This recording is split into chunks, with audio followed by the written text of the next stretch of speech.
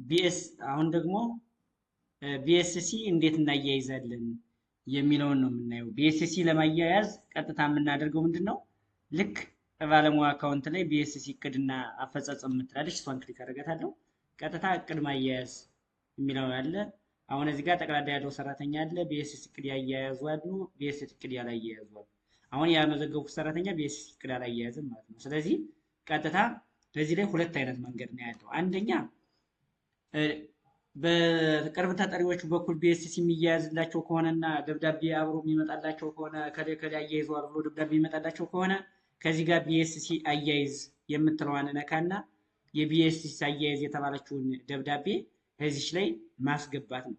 የቢኤስሲ አያይዝ የተባለችውን ደብዳቤ እዚህ ላይ አምጥቼ ማስገባት ነው።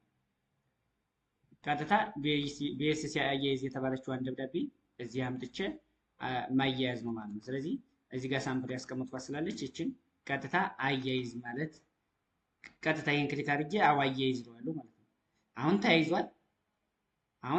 ከዛ ውጪ ደግሞ እዛው ላይ ትስር ላይ የነበረችው ይያያዝ ብቻ ያለ ምንም ደብዳቤ ደግሞ ቢኤስሲ አያይዝናል እስከተባለ ድረስ ማያያዝ እንችላለን ማለት ነው።